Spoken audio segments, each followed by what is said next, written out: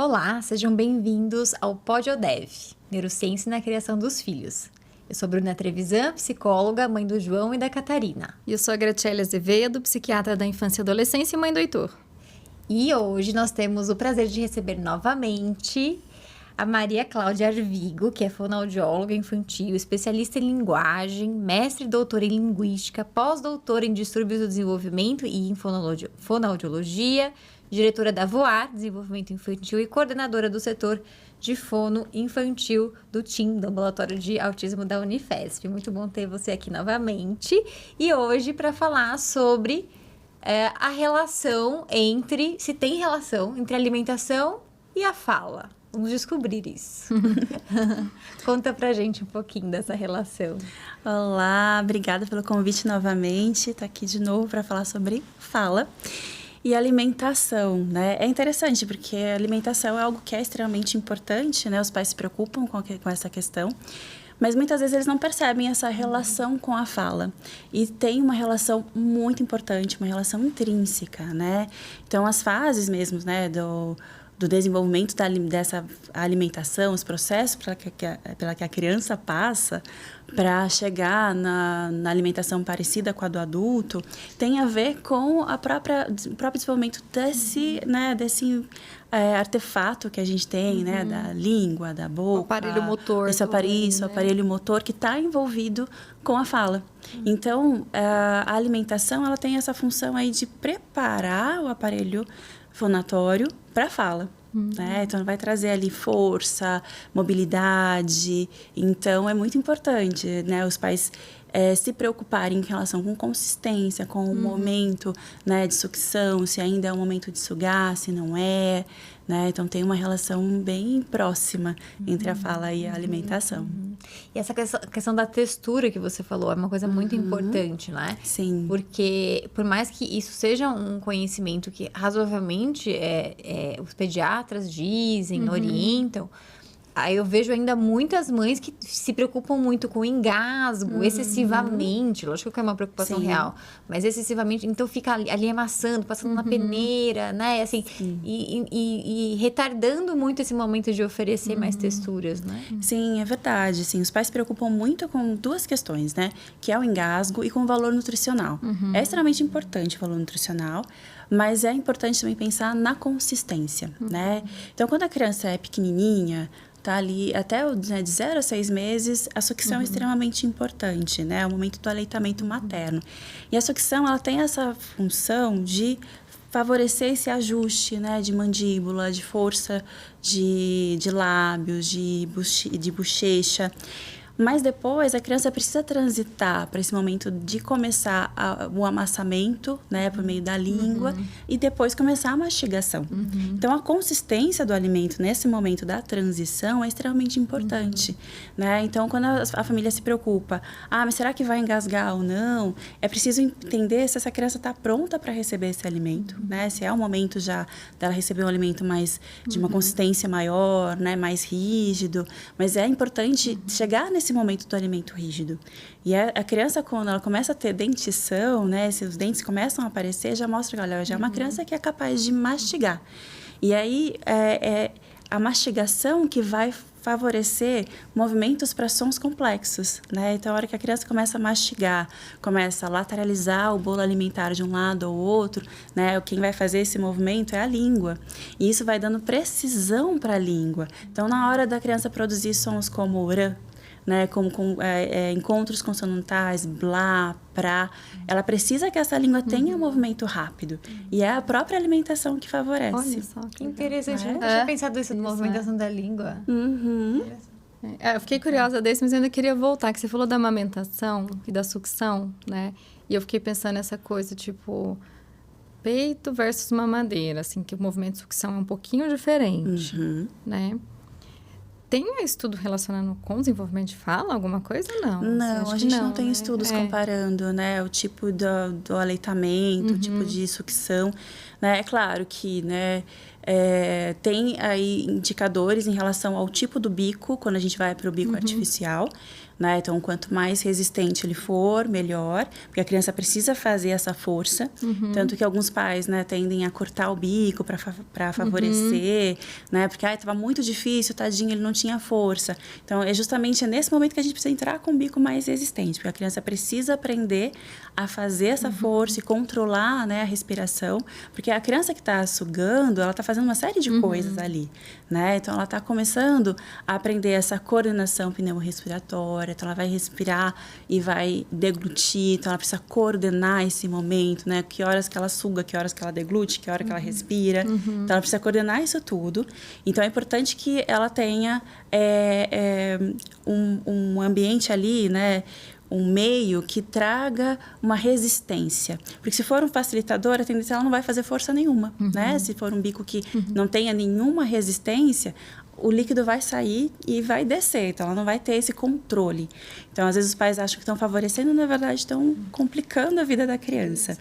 Né? Mas não tem um estudo em relação ao bico do seio materno e o bico da mamadeira. Porque o que eu fiquei pensando, assim, o movimento de sucção do seio, ele tem um movimento de mandíbula maior um pouco do que eu acho que a sucção da mamadeira, né? Sim, porque a hora que a criança vai fazer, né, se vai abocanhar, ela vai fazer um abocanhamento maior. E a ordenha, né? A posição de língua. Porque é uma ordenha mais, né? É um movimento de... Igual a gente vai ordenhar alguma coisa assim, ele tem um movimentinho de um puxar ali, né? Diferente. Tem. Algumas mamadeiras já possuem esse bico mais arredondado, que favorecem essa ordenha, né? Para a criança fazer esse abocanhamento.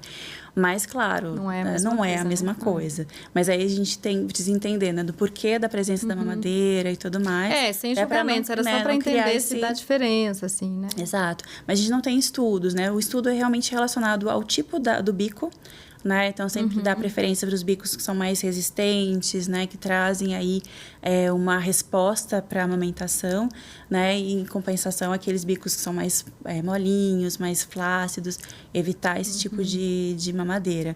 Mas... E é claro, assim, ir entendendo, né, o processo, né? Então, a gente espera que a criança, com 6 meses, ela já comece a entrar na alimentação sólida, né? Claro, com alimentos amassados e tudo mais, mas já entrar nessa alimentação. Então, a sucção, ela começa a perder um pouco também desse espaço. Não quer dizer que eu vou tirar por completo, né? Tem crianças que podem ser amamentadas até 2 anos, 3 anos. Não há interferência ali. Mas é importante que a criança faça essa transição. E é interessante isso, né? Porque não há interferência se a criança estiver no aleitamento materno. Mas e a mamadeira? Porque é justamente isso, né? Então, a gente vê que tem diferenças, né? Na hora da criança fazer essa pega. Né? Na mamadeira... A diferença é importante somente quando a criança está maior, né? E aí já não tem mais essa necessidade de fazer essa abertura para o abocanhamento, né? Ela já vai fazer de bico. Então, já começa a fazer interferência se ela tiver manutenção de mamadeira ao longo desse processo. Qual seria a idade para retirar a mamadeira nesse sentido? O ideal, né? Quando a criança começa a entrar nessa transição da alimentação sólida, já começar a retirar a mamadeira, né? Então, não é tirar a oferta do leite, tirar, né? Isso, é né? Os pais às vezes confundem. Então, não vai mais tomar leite? Vai. Você vai ofertar de outra forma, com os bicos de transição, né? Ou mesmo já aquele quando copo a criança... 360. Isso. Quando a criança já começa a ter um pouco mais de controle, então já passar até para a própria caneca, né? Copo aberto, né? Isso, copo abertinho que a criança precisa, mas ela precisa ter esse controle, senão ela derruba. Mas é importante já fazer essa transição com a manutenção do leite, se a criança, né, ainda tiver interesse, né? Que a gente pode suplementar a quantidade de laticínios ali também para a criança que não tem interesse mais no leite. Porque às vezes tira a mamadeira, a criança não quer mais. Mas a partir do momento que a criança começa a apresentar dentição, é importante a retirada completa. Da mamadeira. Da mamadeira. E aí, se tiver outro tipo de sucção. Vai fazendo as alterações ali em função. Isso. É engraçado que alguns pais falam assim, mas eu chupei mamadeira até tanto tempo e não tive. A chupeta e a mamadeira, a gente considera como um hábito oral deletério, que deleta a função. né? Então, o que acontece? Quando a criança tá E o fazendo dedo, hein? sucção... Porque a Catarina tá no dedo. A sucção de dedo é o mais difícil Não, de mas o tirar. pequenininho, ela tem 1 ano e 9. Mas eu acho que É muito problema o dedo? A sucção digital é difícil de tirar.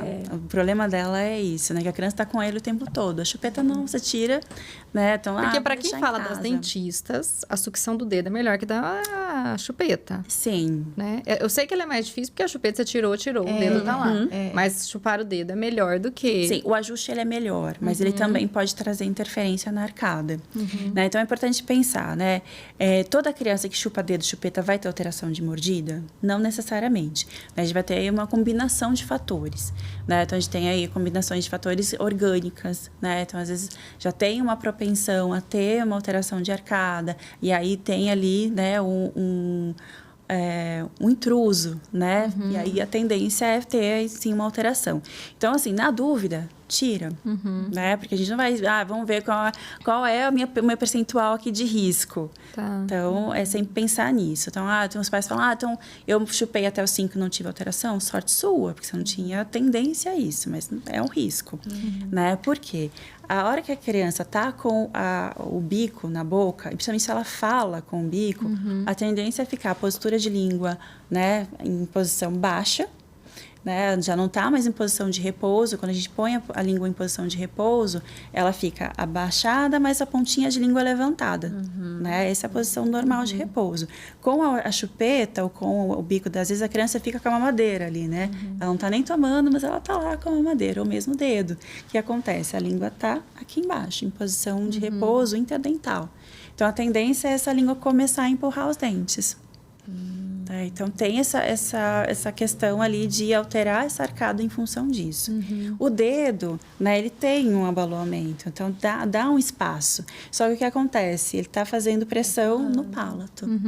Né? Então, começa a ter... E vai precisar de um espaço também. Precisa de um espaço, né? Ele não vai entrar aqui sem precisar da abertura dos dentes. Então, tem um espaço a mais, então vai ter espaço para essa língua ocupar lateralmente e tudo mais. E ainda, é uma criança que ainda está em processo, né, de estrutura, né? E aí, se você coloca o dedo, a tendência é o palato ficar aprofundado.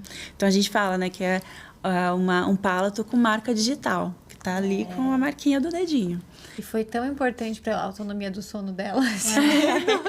Tem função, né? Isso que... Então, a gente... então, nunca vou dar chupeta. Uns pais falam, olha, né, bebezinho, então eu não vou dar chupeta para ele, vou achar outros artifícios. Ou, né, não vou deixar. Então, a criança começa a colocar o dedo, as mães colocam luva, alguma coisa para inibir. Porque tem uma função, a função regulatória. Sim. Né? A própria sucção do seio materno tem também essa função.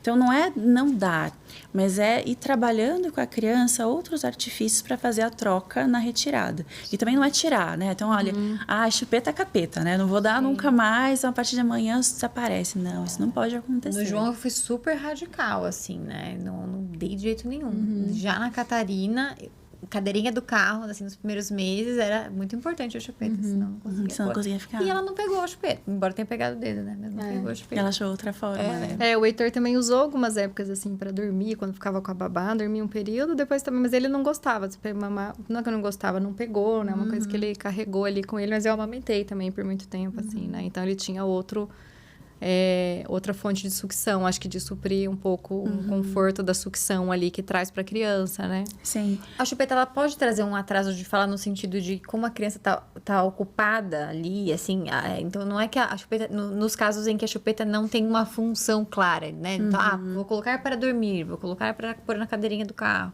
Mas a criança fica brincando com a chupeta na boca. Isso vai fazer com que ela atrase o desenvolvimento da fala? Atrasar para falar, não, porque a criança tem essa intencionalidade, né? Então, o que vale ali no marco do desenvolvimento é essa intencionalidade. Mas vai alterar na aquisição do inventário, né? Na questão do som. Então, pode atrapalhar ali dela começar a fazer trocas por conta da língua não conseguir fazer o movimento, né? Ela não consegue fazer o que a gente chama de gesto articulatório, né? Esse movimento do som. Porque ela tá falando com a chupeta na boca, né? Ela tá o tempo todo. Então, a criança às vezes põe aqui do ladinho para falar. Então, ela tá alterando esse engrama, né, do movimento. Então, ela está criando um movimento que não é exatamente aquele som. Então, às vezes, o que a gente observa nas crianças que, né, são usuárias frequentes de chupeta é o ceceio, então essa posição de língua interdental, né, a dificuldade para fazer o R. A mamadeira né? prolongada também? A mamadeira prolongada também pode favorecer, né? O CC é aquele... Isso, né? Porque eles falam, Tá com a a língua língua presa. E, na existente, verdade, a língua não está presa. A língua está com baixa tonicidade, né? Porque ela não tem força e mobilidade para isso. Né? E aí, o ajuste é a retirada desse hábito, né? Então, tira a mamadeira, tira a chupeta. Claro, né? De uma forma gradativa, fazendo os acordos com a criança, entendendo qual é a função dessa chupeta, né? Então, se tem uma função regulatória, então a gente vai precisar entender e transformar, né? Vamos colocar uma outra coisa para suprir ali essa condição, porque senão a gente tira a chupeta, ela põe o dedo, né? Ou alguma coisa. A criança sempre vai substituir uma coisa por outra, então a gente precisa trabalhar isso para evitar que venha um outro hábito, né? Começa a roer unha, então é evitar que venha um outro hábito que também tem essa função deletéria, né? E trabalhando com a criança e aí suprindo. E aí como que a gente trabalha a força de língua em criança pequenininha, com 2 aninhos? É com alimentação, porque muitas vezes essa criança que teve a amamentação prolongada, ela também tem dificuldade para alimentos mais resistentes. A tendência é ela preferir alimentos mais pastosos, então, porque a língua dela está habituada a fazer esse movimento, né, do palato contra, da língua contra o palato, de fazer, então, amassamento. Então, a tendência é fazer opções por, gosta do arroz bem molhadinho, né, bem empapado, purezinho, né, então gosta do purê, gosta, né, de mingau, vai escolhendo sempre alimentos, né, o macarrão, mas só o macarrão sem molho, então ela vai escolhendo alimentos que ela consegue fazer justamente essa posição da língua, que ela não precisa mastigar. E é interessante que a gente pergunta para os pais, mas ela come direitinho? Come de tudo. Ela mastiga? Quando você observa, a criança está... Esse movimento é um movimento de amassamento, ela não está mastigando. E aí a gente precisa trabalhar isso aos poucos para que a criança comece a mastigar, lateralizar. A lateralização é extremamente importante, que a gente faz e nem percebe. Eu tô aqui pensando agora. Eu acho que na minha língua faço mais de um lado que do outro. A tendência a gente sempre tem um lado mais forte que o outro. E aí a gente se olha, né? Então a gente olhar até no espelho, qual lado tá, né, tendendo mais. Ele fala, isso aqui tá mais caidinho. Quer corrigir, não precisa de plástica. Trabalha a lateralização da língua. Exatamente. Eu vou começar a mastigar mais aqui, porque esse lado tá mais caidinho. E na criança também. Quando a gente olha para a criança, a gente percebe, né? E a tendência é a criança mastigar mais de um lado do que do outro. Principalmente essa criança que fica, né, com a chupeta aqui, mastigando, mordendo, ela tende a mastigar desse lado. O outro lado vai ficando, né, pouco preservado. E aí começa questões também de sensibilidade. Então, quando ela não é um lado que ela usa muito, a hora que o alimento vai para lá, ela tem uma certa reação aversiva. Porque é um ambiente que não está... A região intraoral, ela é extremamente sensível, né? Então, justamente por isso, para a gente conseguir perceber diferentes alimentos, né, diferentes consistências, paladares, então ela é extremamente sensível. E se a gente não trabalha isso, ela vai ficando hiperreativa ou hiporreativa. Então, se a gente tem, né, um lado que está sendo menos ofertado, a hora que o alimento vai para lá, a gente sente e dá uma certa aversão, né? E aí a criança tende a jogar mais para o outro lado, né? E é importante a gente mesmo, né, enquanto adulto, olhar. Então, eu estou usando a minha boca como todo. Agora eu vou comer olhando isso. Daí eu consigo buscar, né, meu movimento de língua, como que tá? Né? Eu vou lá, busco. E é interessante quando a gente pede para a criança, coloca, né, coloca, sei lá, um pedacinho de pão, né? Uma bolinha de miolo de pão. Coloca lá no cantinho. Vai lá, busca. A criança não sabe nem o que fazer. Você fala, mas como assim? Né? Ela fica tentando, porque a língua não está habituada a fazer esse movimento. E é importante, né? Então, quando a criança entra nessa fase da alimentação, né? De alimentos mais consistentes, né, mais resistentes, ali por volta de 1 aninho. É importante que ela tenha essa possibilidade de até com a mão, né, de colocar a mãozinha lá, de tirar com a mão, que às vezes os pais falam, ela fica brincando, põe na boca e tira, porque é isso que ela está fazendo, né? Ela está experimentando, e experimentando não só o paladar, mas experimentando as consistências em diferentes pontos da boca. E isso é muito importante para a aprendizagem motora. Ai, que interessante. Eu tava pensando, não sei se vai falar, mas eu falar essas coisas, por exemplo, quando eu fiz com o Heitor, Eu não vou falar que eu fiz o BLW estrito, assim, só fiz BLW. É participativo, que é uma mistura. assim, né? Eu oferecia coisas, assim, eu acho que eu fui mais para um BLW, mas eu oferecia coisas, não era aquela coisa estrita de pensar assim, fiz uma sopa aqui para casa, pô, isso não é que eu não vou dar para ele, né, de algum jeito a sopa, assim, né. E até pensando, acho que o BLW pro Brasil é algo complicado, que a gente é de arroz e feijão, aí você tinha que ficar fazendo bolinho, entendeu? Então, não vou dar na colher, vou fazer bolinho de arroz, bolinho de feijão, né, mas assim, ofereci muito essas coisas que ele podia, pelo que ele podia fazer ele sozinho, pegar sozinho e assim, tipo, um brócolis, né? Não vou passar pela fase de amassar ali o brócolis, embora não seja um problema passar por essa fase, mas eu imagino até que não tem, porque quando eu procurei não achei muitos estudos sobre o BLW, assim, mas é interessante essa coisa, então, da criança, que você cozinha e deixa um pouquinho mais cozido também, Isso. né? Mas não é tão amassadinho. Né? Exato. É importante pensar nisso, né? Porque os pais falam, mas então... Porque quando a criança entra na fase, né, de sentar à mesa com a gente, ela vai comer o mesmo alimento. Mas, claro, a gente vai precisar fazer algumas adaptações. Não é, né, o que está no meu prato exatamente naquela consistência que eu vou entregar para a criança que está ali começando a aprender essa mastigação, né? Ainda está experimentando. Então, a gente vai cozinhar um pouco mais, né? O amassado, ele é importante. O que não pode é liquidificar. Né? Às vezes os pais falam, tem que facilitar. E aí, o facilitar para eles é deixar líquido. Não, o líquido é muito mais complicado.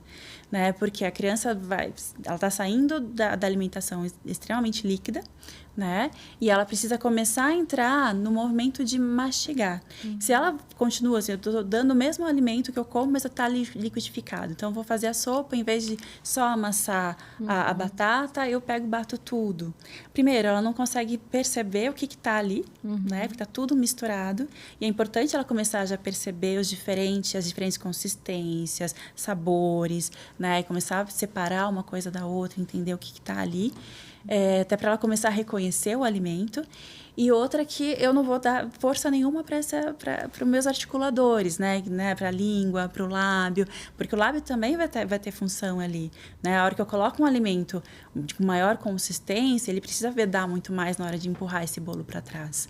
Né? Porque eu vou descer com esse bolo, então eu vou fazer... que na hora, parece que é simples, né? Então eu vou engolir o bolo alimentar, é descida, né? Mas na verdade ele vai fazer uma subida e depois descer. Né? E na hora de fazer essa subida, eu preciso que o lábio consiga vedar por completo para dar essa gravidade zero e empurrar esse alimento. Senão o alimento escapa, vem para frente. Então, se eu estou só com líquido, é muito mais fácil, né? Ele vai embora. Mas com um alimento um pouco mais consistente, a criança precisa trabalhar esse movimento. Então, o que a gente vê no início, a criança vai fazer, né, boquinha ainda semi-aberta, porque ela ainda não consegue vedar, ela vai fazer movimento de cabeça para ajudar, e aos pouquinhos ela vai diminuindo isso, porque o lábio começa a entender que agora é meu movimento, né? E a língua, se ela está com um ajuste, né, de força, essa língua vai empurrar o alimento para trás. Se eu tenho uma língua que está com uma baixa tonicidade, com dificuldade de mobilidade, justamente por N questões, né? Às vezes a criança não fez uso de chupeta prolongada, não fez uso de mamadeira, né? Tá dentro do esperado, mas ainda assim ela tem uma baixa tonicidade. Tem aí questões orgânicas mesmo, né? E o que essa língua vai fazer? Ela vai vir para frente e vai fazer o escape, né? Aí a criança fica com aquele alimento que não vai. Né? Ela fica tentando, e aí sim, aí a gente tem o risco do engasgo, porque o alimento está ali. E ela não consegue dar conta. E muitas vezes é o que a criança faz, ela tira. Com a criança que não tem força, né, ela tira o alimento da boca, porque ela não consigo, e ela deixa lá. Às vezes ela faz, né, que a gente brinca, tá ruminando, né? Porque ela coloca na boca, mastiga um pouquinho, tira, aí ela pega e põe de volta, porque facilitou. Né? E olha só, também achei, fica pensando isso que a gente pensando na linguagem, né? Que é isso de falar assim, com 6 meses, o que eu espero que ela produza de sons, na minha cabeça não exige muito de língua, né? Não é algo que exige muito de língua. Então, talvez ela tá produzindo som dentro do ok ali, o para a idade, né? Mas vai aparecer depois, mas aí vem depois, então, né? Sim. Mas essa coisa de pensar, poxa, se a alimentação, né, tá difícil aqui, né? O que tem pra gente fazer já, um pouquinho, até pensando em linguagem depois. Exato. Né? Então, assim, a gente pensar na criança de 0 até 6 meses, ela está em alimentação, né, pelo leite materno. Então, o que acontece ali? A gente está fazendo movimento de sucção que vai favorecer, né, o crescimento da mandíbula, né, a descida da laringe, a força da bochecha, dos lábios. Então, nesse momento, o que a criança precisa fazer? Ela está vocalizando, né? Então, ela vai fazer queda de mandíbula. Então, ela vai precisar dessa estrutura para fazer esses sons. Então, você vê, o aparato dela, ela está adequado para os sons que ela está produzindo, para o que ela está conseguindo. Isso, né? Fazer essa abertura. Então, eu vou descer essa mandíbula. Né? Então, o que eu preciso? Eu preciso justamente disso, né? Dessa força da bochecha para abrir essa boca e fechar essa boca, né? E é isso que ela tá fazendo. Então, na sucção, olha, eu tô fazendo força aqui, né? Posição de língua, né? Quando a criança começa já a transitar para sons mais complexos, ela já exige da criança que ela faça movimentos, que é justamente casa com o momento que ela começa a entrar na alimentação, nesse alimento mais facilitado, né? Amassadinho ou mais cozido, né? Com uma resistência menor. Mas ela já começa a fazer movimentos de amassamento, de lateralização. Então, isso já casa com a entrada de sons mais complexos. Né? E aí, quando que a gente vai exigir da criança que ela faça movimentos amplos de língua? Quando ela já está nesse momento de mastigar mesmo, e lateralizar. O que são, em termos de sons, os movimentos amplos de língua? Lá? Movimentos amplos de língua. Então, eu vou subir língua e descer ela para trás para fazer um L, né? Um lá. Então, tem movimento, né? Tem uma distância, né? Da língua, né? Da base da língua para o palato, né? Para o céu da boca. Então, é um movimento amplo. O movimento mais complexo é um rá. Né? Então, eu vou subir, é o mesmo movimento. Por isso que a criança troca o R pelo L. É o mesmo movimento. Eu vou subir essa língua, encostar no céu da boca, só que ele é mais rápido. Né? Se a criança prolonga esse movimento, sai um L. Né? O movimento é o mesmo, só que ele é mais rápido, então é mais complexo. E exige dessa língua movimento, né? E velocidade. Enquanto você falava disso, de algumas dificuldades que podem ser geradas ali, depender do tipo de alimento que a criança está ingerindo, fiquei lembrando de bebês, filhos de amigas, que tiveram uma dificuldade na aceitação da alimentação. E eu imagino que possa ter relacionado a uma série de outros fatores, né? Sim. Mas se a criança tem uma dificuldade específica nesse sentido, isso pode ser um fator dessa rejeição, dela demorar mais para aceitar a alimentação? Sim, são vários fatores, né, que podem influenciar nessa transição, né? Desde questões aí orgânicas, então às vezes postura de língua, então a criança que tem o frênulo, que é a língua presa, né, o frênulo encurtado ou mais anteriorizado, né, esse freiozinho da língua mais para frente, ele vai atrapalhar desde lá no momento da amamentação até no momento da transição. Né? Então, a criança precisa, né, que essa língua seja liberada para que ela consiga fazer esse movimento de língua. Então, isso vai interferir na alimentação da criança. A transição, ela também pode estar envolvida com questões ali ambientais, de como que está sendo ofertado, né? Como é que é a dinâmica da família em relação à própria alimentação. É importante quando a criança começa a apresentar dificuldades aí, que a gente crie uma dinâmica alimentar, né? Que ofereça os alimentos. Então, está envolvendo uma série de coisas, e até questões sensoriais aí, né? Então, se a criança tem uma sensibilidade aumentada nessa região, a tendência é ela ter uma dificuldade maior na alimentação. É importante, né, os pais pensarem que quando a gente começa a ofertar alimentos salgados, né, então legumes, né, a própria carne, quando começa a aparecer na refeição da criança, são paladares muito diferentes do que a criança está acostumada. E às vezes a gente oferece uma vez, a criança rejeita, fala, não gosta, e a gente não oferece mais. E depois de um tempo a gente oferece de novo e essa criança rejeita. Então é importante sempre apresentar, né, a oferta ser constante, para que a criança consiga adaptar. Então às vezes a recusa vem um pouco disso, né, ela tentou uma vez ou forçou a criança, é importante isso. Né? Então, olha, eu preciso que a criança tenha uma alimentação nutritiva, então ela precisa comer, não pode forçar. Né? A gente tenta uma vez, ela não quis, deixa ali, sempre presente aquele alimento, né, que precisa ser introduzido na alimentação da criança, mas nunca forçar essa introdução do alimento, né? Porque isso pode gerar uma rejeição. Eu ia falar essa coisa pensando na amamentação de novo, né? Acho que não tem um dado claro comparando a amamentação materna, né, no peito versus o leite, né, a fórmula. Mas eu vi um estudo uma vez falando a variabilidade dos alimentos que a mãe come, até na gestação, né? O que a mãe come na gestação e também o que a mãe come, porque o leite materno, ele muda um pouco mais de sabor do que a fórmula. Sim. Apesar de ser predominantemente o leite pro docinho, talvez ali, né? Que é o que a criança vai ficar mais habituada. Ele tem mais variabilidade de sabores, assim, né? Sim. Então, assim, falou de relação até isso, que a mãe comeu durante a gestação, especialmente nos últimos meses, entendeu? Também influenciar alguma coisa. Influencia, né? E muda realmente, muda até o pH do leite, dependendo da alimentação que a mãe tem, né? O tipo de dieta que ela segue vai modificar o pH do leite, o sabor. É importante, né?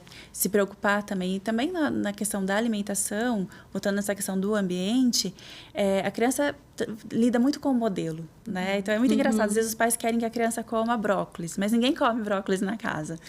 Então, é interessante isso. É importante a gente também ter né, essa preocupação de... Será que ele está me vendo comer esse tipo de alimento? Né? E não ser só um alimento da criança, né? É importante ter também essas questões serem levadas em consideração. E pensando no desenvolvimento da fala, os pais têm que ter algum raciocínio, alguma preocupação com relação ao tipo de alimento, para além de pensar na forma de apresentação? Sim, porque os alimentos têm diferentes consistências, né? Então, claro, né, quando a gente começa a pensar em consistência, a gente vai pensar, então eu vou apresentar a batata em forma de purê, depois eu vou apresentar a batata, né, assada, mas também o tipo do alimento também tem essa variação. Então, pensar na carne, né? A carne, ela tende a ter uma resistência maior, né? A cenoura tem uma resistência maior. Até a apresentação, por exemplo, da maçã. Raramente os pais dão a maçã inteira para a criança, mas é importante, né? Porque a maçã tem essa função, né? Ela é adstringente, então ela tem... Essa abertura da boca que você falou. Essa abertura, ela exige, né, que a criança faça uma abertura grande, exige da criança ali muito tempo ali de mastigação, né, que vai... E ela amplia as sensações internas, né, porque desse perfil adstringente, então ela é cheia de grânulos, né, e a criança precisa dar conta dessa granulosidade do alimento. Então, isso tudo é importante levar em consideração, porque quanto mais, né, o alimento... mais tempo esse alimento demorar intraoral, mais vai exigir da criança movimento. Né? Então, alimentos que são granulosos vai fazer com que a criança tenha mais trabalho para tirar, para fazer a limpeza, né? Nessas regiões de cavidade. Alimentos que grudam no céu da boca, né? O pão francês, ele vai grudar ali no céu da boca, a criança vai precisar fazer essa varredura. E isso, imagina, quando a gente pensa no som do L, né? Olha a amplitude que a criança vai precisar fazer. E é importante que ela fique ali tentando. Então, falando em som, será que dá? Acho que dá. Por exemplo, eu sei que é difícil falar tudo, mas essas coisas dos sons e pensar nisso, né? A ideia da alimentação e som, mas por exemplo, quando é que vem o som do L? Quando é que eu tenho que esperar? O R, eu acho que é o que as famílias mais ficam pensando assim, mas não fala, ainda tá falando, tá trocando, né? E ele demora mais mesmo a vir, assim. O R é o último som que entra, né? Tem aí variações em relação à região, né? A gente pensar na região, assim, Brasil.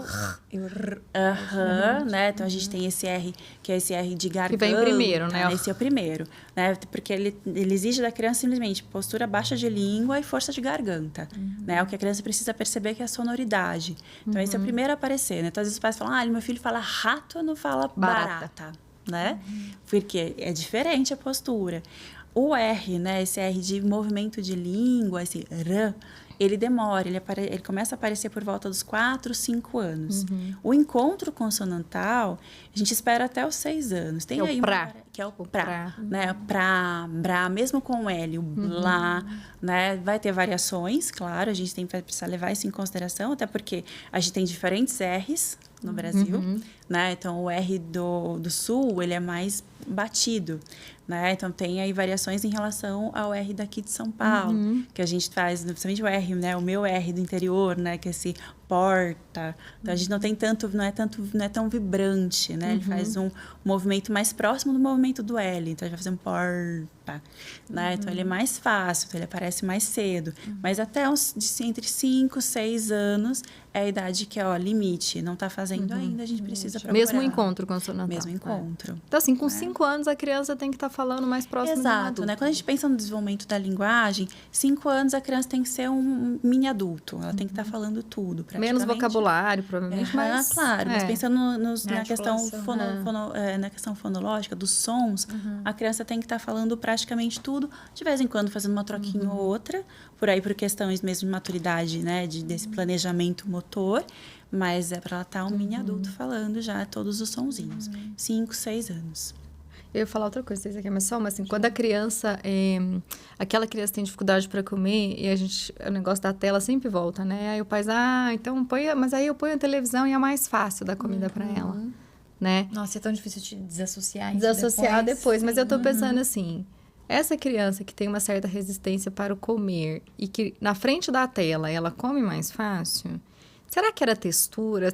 Consegue fazer algum raciocínio? Do que Então, será? na verdade, não tem nada. O raciocínio que a gente faz é assim, quando a criança está na tela, ela não está prestando atenção no que ela está comendo. A gente mesmo, né? Se a gente está comendo, assistindo televisão, a tendência é a gente comer mais e não prestar atenção no que a gente está fazendo com o alimento.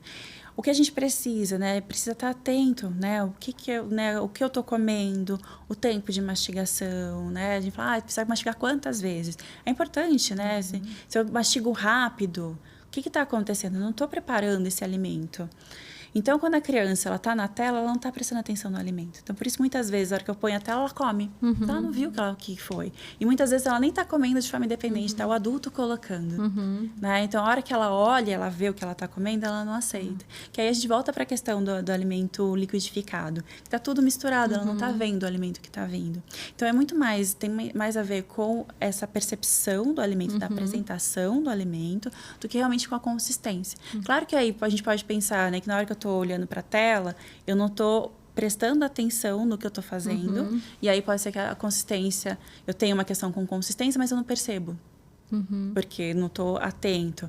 Né? Mas tem muito mais a ver com essa minha percepção o visual até às vezes, né? Do que realmente uma questão gosto um pouco, eu imagino também, né? Um pouco do gosto. A gente não sente. Quando a gente come fazendo outra coisa, você não sente direito o gosto da comida, né? A tua atenção não está ali no alimento. E é importante, né? Porque que não é o ideal, né? Dar a tela para a criança. Claro que depois, para tirar, é impossível. Mas a criança precisa estar atenta a isso, né? Ela precisa estar realmente mastigando, ela precisa estar prestando atenção naquilo que ela está ingerindo, né? Ela precisa estar observando. É um momento real de atenção, né? De aprendizado. E aí, quando a gente tira isso, a criança não está aprendendo, a gente está inibindo o aprendizado. Né? Então, é extremamente importante. E aí, a partir do momento que você coloca, e agora, ela está comendo, agora eu tiro, porque agora ela está comendo, ela volta a não comer. Então, ela não houve aprendizado ali, né? Ela não é que ela passou a comer por conta da tela. Então, é importante pensar isso, né? O quanto eu estou favorecendo uma aprendizagem ou não. Né? A gente só sabe que, olha, realmente aprendeu se eu consigo fazer em todos os momentos. Se eu tiro a tela e a criança não come mais, então ela não aprendeu a comer aquele alimento. Né? Então, vamos para o nosso quadro Pode ou Deve, que você já conhece. Sim. Então, eu vou começar perguntando. Pode ou deve amassar o alimento, passar na peneira, liquidificar os alimentos para o bebê no início da introdução alimentar? Não pode liquidificar, nem passar na peneira, mas pode amassar. No início da alimentação, né? Então, quando a criança está passando por essa transição, né? Saindo do leite exclusivo e passando a receber o alimento sólido, amassadinho, né? Então, a gente vai facilitar essa alimentação, mas liquidificar não pode. Peneirar também não. É importante que tenha o grânulo, que tenha a fibra. Então, a gente está tirando parte do alimento. Maravilhoso. E aí, então, pode ou deve progredir a textura dos alimentos para a criança? Deve, né? E numa progressão gradual, conforme a criança vai ganhando estrutura, maturidade, né? Os dentinhos vão crescendo, vão surgindo, ela vai ganhando força, a gente vai progredindo nas consistências. Pode ou deve tirar a mamadeira quando ela começa a comer? Pode. Né? Pensar sempre dessa forma, né? Essa mamadeira tem ali uma função da alimentação, então a gente não tira o leite da criança, né? Quando a criança começa a comer alimentos sólidos, né, salgados, o leite permanece ali. O que eu preciso fazer é diminuir essa quantidade de oferta da mamadeira e cuidado com o bico da mamadeira, né? Não bico facilitado, você tem que estar o biquinho com mais resistência e aos poucos ir diminuindo a oferta da mamadeira, né? Então a gente pode ir tirando aos poucos, para também não tirar de vez, para a criança não sofrer, mas ir tirando aos poucos e ir substituindo os tipos de bico. Sabe que eu até fiquei pensando, assim, nessa coisa de facilitado, né? Que é verdade, agora eu penso, tem muito pai que fala isso, cortava o bico para sair mais rápido, assim. E os pais ficam desesperados, né? Porque às vezes o filho não tá ganhando peso, né? Só que aí a solução que buscou-se, que foi essa de falar, não, então, já que não tá indo, vamos, talvez fosse procurar uma profissional, então, né? Para ver como é que eu vou estimular. Eu posso ter medidas intermediárias entre ir trabalhando à força e não deixar a criança passar fome, porque não tá conseguindo sugar. Né? Exatamente. É importante, a gente não pode ter essa postura radical, né? Então, olha, não vou dar o bico de nenhuma forma. E o bebê caindo na curva. Não, a criança tem que estar nutrida, né? Então, a gente tem casos aí, né, de crianças que têm seletividade alimentar, questões importantes em relação à alimentação. E aí, o que eu faço? Ele só consegue alimentos amassados ou de baixa consistência. Essa criança está com 4, 5 anos. Então, a gente vai ofertar dessa forma e aos poucos ir trazendo alimentos com outras consistências. Então, é importante, né, procurar um profissional que vá orientar tanto no valor nutricional, então precisa de um nutricionista, né, dentro da equipe, e também um profissional ali que vá ajudar nessa questão da consistência, favorecendo a força, né? O fonoaudiólogo ali precisa estar presente para orientar essa família, né? Porque a gente não pode ter ali um desequilíbrio. Então, eu vou só olhar para a força, eu vou só olhar para o valor nutricional. A gente precisa ter os dois. Maravilhoso. Um resumão é colocar a criançada para mastigar. Exato. Bora mastigar. Sem a tela. Sem a tela, prestando atenção no que está comendo e mastigando e ofertar todo tipo de alimento para essa criança. Maravilha. Muito obrigada, Maria Cláudia. Muito bom ter você aqui novamente. Passou rápido, né? Adorei. Sempre assim, passa rápido, né? Instagram de novo? Sim. Meu Instagram, então, Maria Cláudia Arvigo, meu profissional e pessoal. E também o da clínica, que é o Voar Fonoaudiologia. Maravilha, muito legal. Muito obrigada. Obrigada, pessoal. Comentem, conversem com a gente e a gente se vê na próxima.